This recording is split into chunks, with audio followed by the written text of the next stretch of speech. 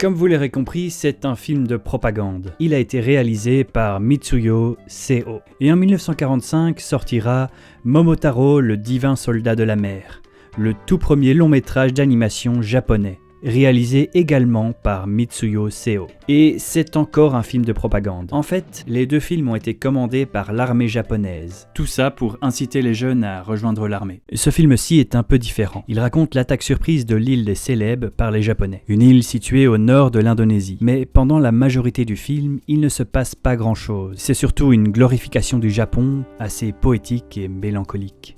En fait, on voit la vie quotidienne des soldats sur une île. Et par moments, on voit un soldat qui se remémore un de ses traumatismes, des enfants qui apprennent l'alphabet japonais, des villageois qui coupent du bois, et des villageois qui pendent du linge, etc., etc. La fin du film montre l'attaque surprise des Japonais, et c'est assez violent même pour des animaux mignons. Les Américains, encore une fois ridiculisés et montrés comme des lâches, finissent par se rendre et leur donnent le contrôle de l'île. Mais Cromard, pourquoi tu nous parles de ce film? Eh bien, à cette époque-là, le jeune Tezuka, qui avait alors 16 ans, était tellement fasciné et ému par ce long métrage que ça lui a donné envie de faire de l'animation. Sans ce film, pas de Mushi Production, pas de Astro Boy, et peut-être que les animés japonais auraient un tout autre aspect. Ah bon? Ah bah du coup, merci la propagande! Sakura!